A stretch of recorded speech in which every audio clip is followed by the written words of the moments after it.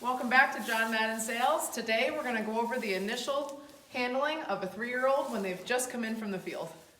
So this is CJ. He is 3 years old. He just came in about a week ago now, and he has a little bit more experience than some of my other 3-year-olds that have to come in this year because he had to be in for a little while he got gelded earlier this year. So he is maybe just a touch over friendly in comparison to some of the other ones that might come in. My first thing that I'm going to do with him handling wise is I'm going to make sure that he stays in his own space. He loves to be kind of in my bubble, and I want him to be in his own bubble. So I'm just going to constantly correct him to be in his own space, and then I'm going to put a halter on him so I can start working with him.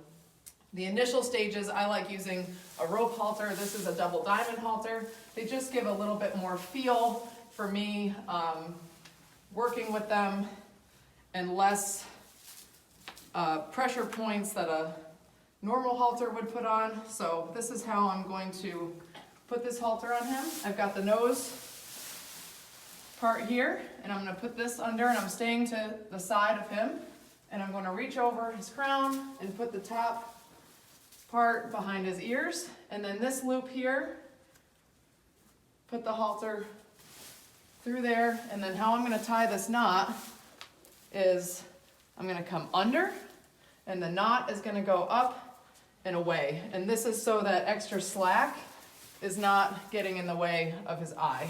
And if he has kind of a little head, so there's a lot of slack here and I don't want this thumping on him, I'm just going to tuck that in right there. So it's lightweight, it already has a rope attached to it, it has knots here for some other pressure points, but when I let go of pressure with this halter, it immediately relieves pressure and rewards him. That's why I like using them for the initial stages of handling. So initially when I get the halter on, I'm going to just keep consistently work on him being in his own space, even though he wants to be in my lap. And I'm gonna just put my hands all over the horse. I could bring in a brush and start to introduce him to brushing, but I always keep one hand on the rope, and it's nice to have two hands on the horse, one brushing and one so I can feel if he's gonna have a reaction to something, then not. So the next stage is he needs to learn to be tied, because when we're gonna be cleaning his stall, he's gonna be in here and he can't be loose because then he could escape. So I'm gonna teach him to be tied. I'm never gonna let him at the beginning be tied and not be supervised. And I'm going to take a piece of baling twine or something that will offer a little bit of resistance but will break if he panics to the bars of the stall. All right, so when I'm gonna tie him, I've got my twine and I've got my rope. I wanna tie him long enough that he has some room to kind of find his way over here and be comfortable. I don't wanna tie him so tight that he feels like he's confined. Horses are claustrophobic by nature, so we need to remember that. And I've got my twine to tie to. So the knot that I'm gonna use is gonna be a safety knot, or you could call it a fishing knot. I'm gonna show you how to tie this. So I take the loop of the rope and I put the loop through the twine. I'm gonna take the end of the rope and I'm gonna make another loop through that loop. And then I'm gonna do that again. And then I'm gonna do that again. And I'm gonna keep going because I have all this slack of the rope. And then I'm going to leave a little bit of slack at the bottom. And that is because when I'm in here supervising him, and say we have a little bit of a problem and I want to try to get him released, I can pull the end of this rope and he's completely loose and I have the end of the rope and I have some control. Now, if he were to panic and I can't get there, or if it's not safe for me to get there to pull on the end of that knot, then the twine will break and allow him to get free. But I'm not gonna leave him tied ever without me being here at the beginning to supervise.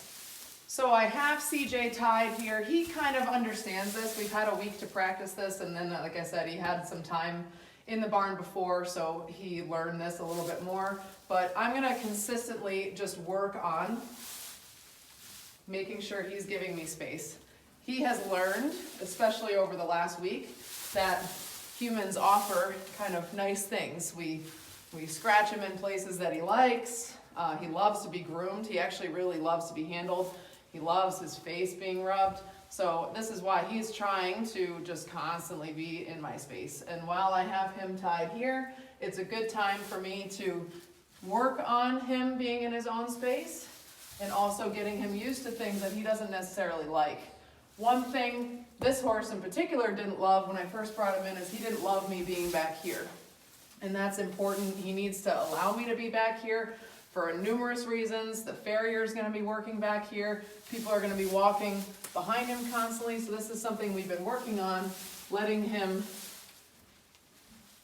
kind of have some stability being tied and then accepting me being back here, working near his tail, being by his legs, touching him everywhere. This is all the initial stages. If I can't touch him anywhere, there's no way I'm going to be able to get on his back safely. Now, don't be mistaken, our horses do get handled when they're in the field. They do get regular feet trimming, so they understand that. But being in the barn, it's a totally different thing. They're a little bit more confined. They're not out there with their friends.